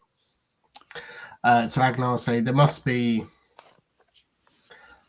I mean, I'd assume he's at least got 2 teams if that's the case, because, well, the one that you just sent me a picture of, and the boat is still heading due north. Yeah. So it's not like it's one of them. They haven't landed somewhere and flanked you, or He just I left someone would behind, assume didn't there's more people. he just left Well, someone behind. maybe it could be one person, but it seems silly to leave one person by themselves behind to do his bidding. Maybe he did. I assume Ben, from a military standpoint, being as these military-looking people, that would be a bad idea in Agnar's mind. Yeah, probably. You'd And need the to. likelihood is it's more likely that they have another team. They may have another team, or this. I mean, it depends on size, I suppose, because they could always break a team of 6 into 2 teams of 3 in order to give them multiple approaches. If it depends how big a team you think they'd need. But leaving one person would be a bad choice. It's reasonable to suspect To that the assume one that. person who was left specifically to ambush Kara. Okay. I suppose they could have done that, or there could be more of them. Just be careful, I guess, is what I'm saying. Keep an eye out. Well, clearly you knew before I did what they were wearing. Yeah, no, definitely. I'm getting back to Team HQ and staying there for the rest of the day. To be honest, I've got 2 of these runs. I'm gonna eat in there. I'm gonna stay in there. I'm doing videos from there. Once my hands stop shaking, that's me for the day, mate. Honestly, it's just staying around people right ISB will look after you. now. Yeah, that's part of their catchphrase. The team motto.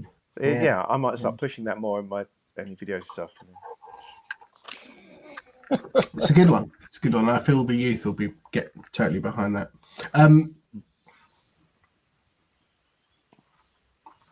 It's a fair point though about her and how. Have you got anyway? Have you got? Get over you. We can't call Stefan, can we? But you're the military genius, and you do have a nice big gun. That's what all the ladies say. Your weapon is hefty and powerful. He pauses for a long moment and feels somewhat awkward. Why Tries the to look why the around big, for a why way the to big move pause? the conversation on. Because I'm a Varga. And then covers his mouth as if it'll make a difference, and leans into the fence. Says, "Well, I am on an airship, a flying vessel." No, I couldn't. Didn't you told me in one of your old stories that you flew one of those once back in the day? Many a time, but it was a long time ago.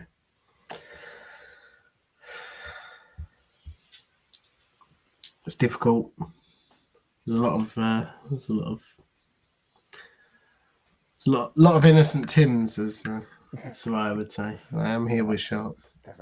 There are no innocent Tims. In fact, she can hear me now. I'm pretty sure. You know that secretly Tims are out for blood. You know that, don't you? It's hardwired into them. They're plotting something. Spend more than a few weeks in the service industry, and then you get quite vicious. So I've heard.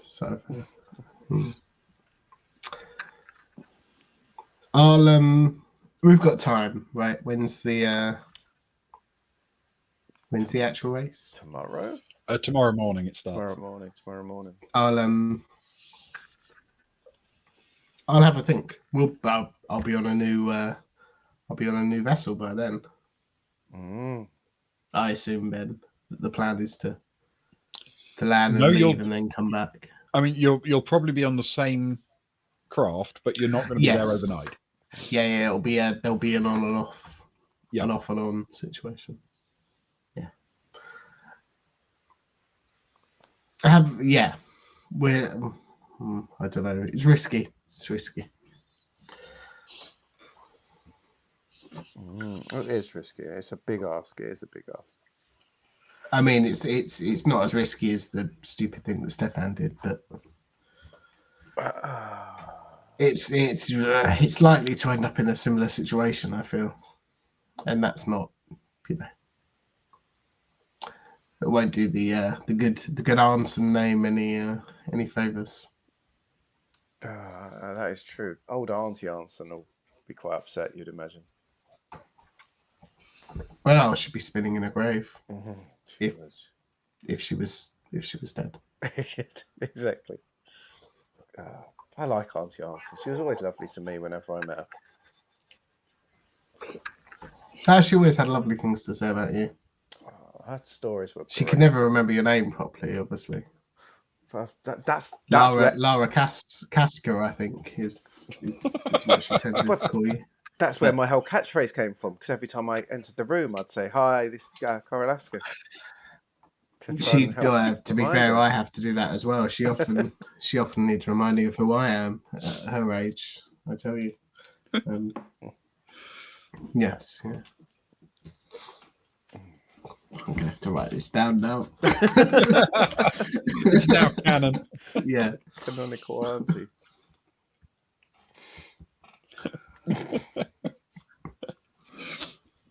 Okay, as you're finishing up,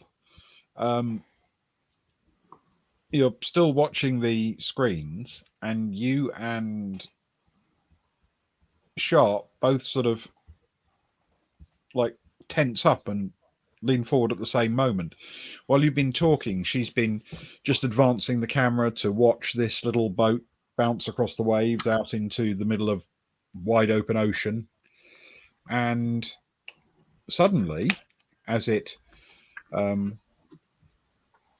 just goes towards absolutely nothing, suddenly there's something there right in front of it.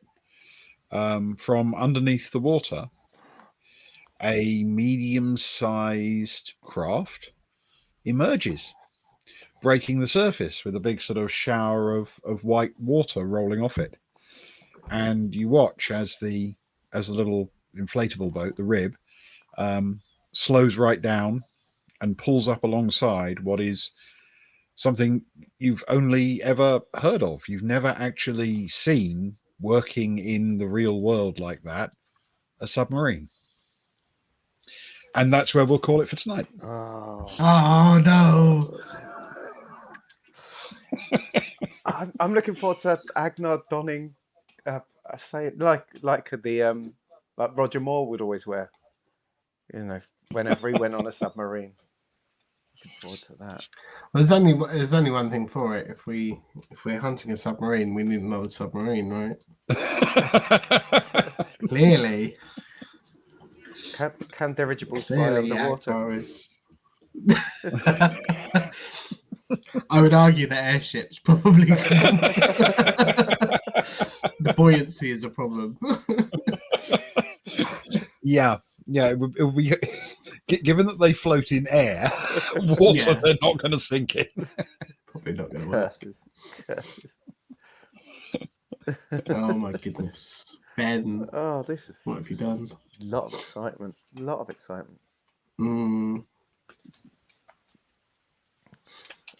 Every message Agnar now gets is just going to respond with one ping and one ping only. This is going to type ping.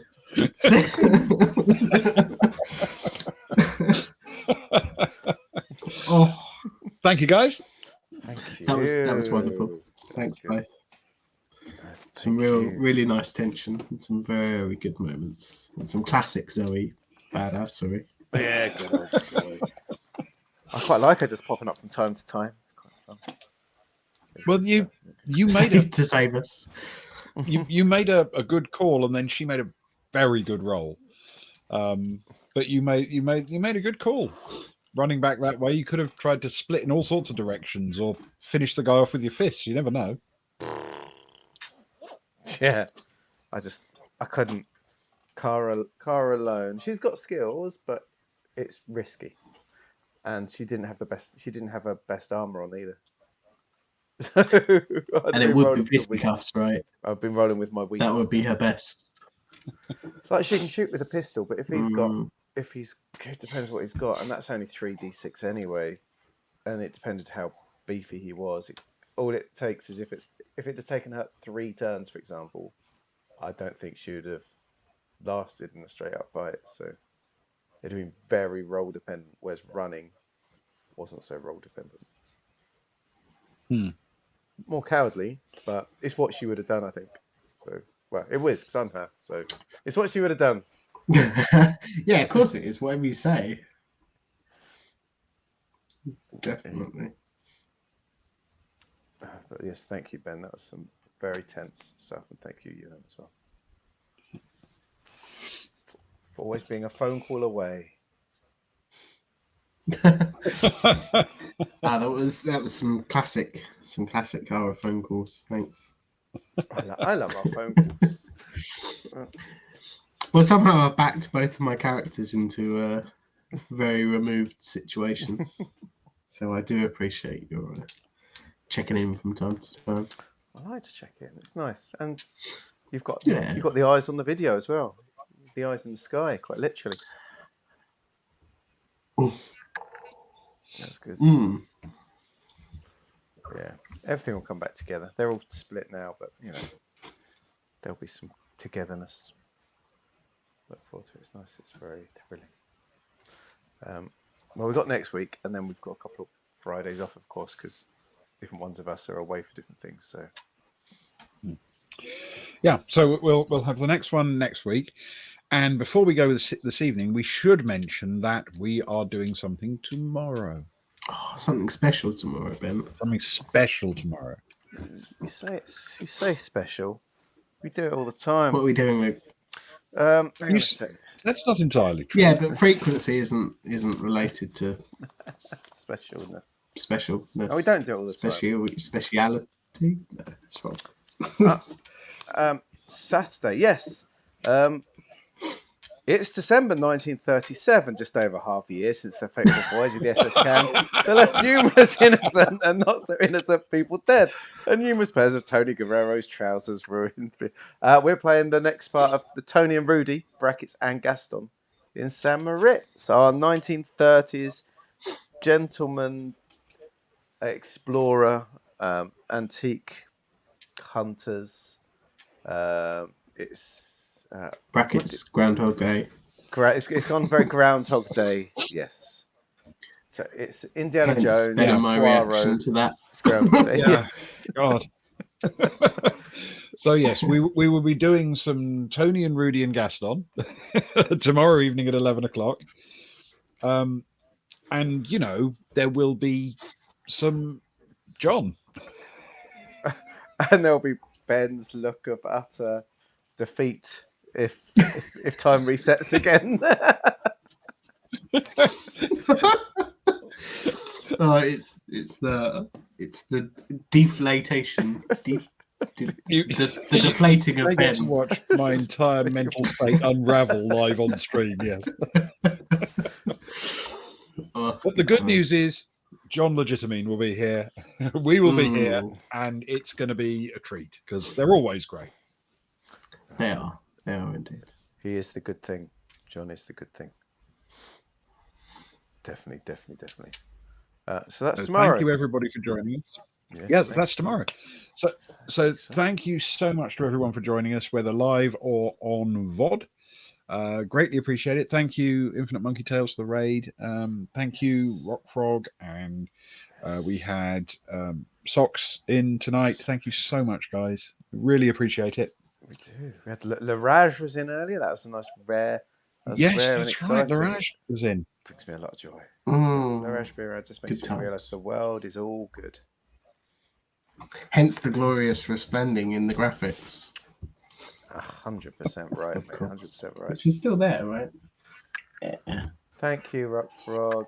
Thank you for coming and hanging out with us again. We do appreciate it a lot. Yeah. I'm glad you enjoyed. And if you can step in tomorrow, you'll see some Tony and Rudy and Gaston, which is weird this time, but enormous fun. We refer to it as Indiana Holmes on this stream. It's 1930s crime-solving mysteries with supernatural evil, and it's desperately good fun. And so, thank you very much, and catch you next time. Thank you very much.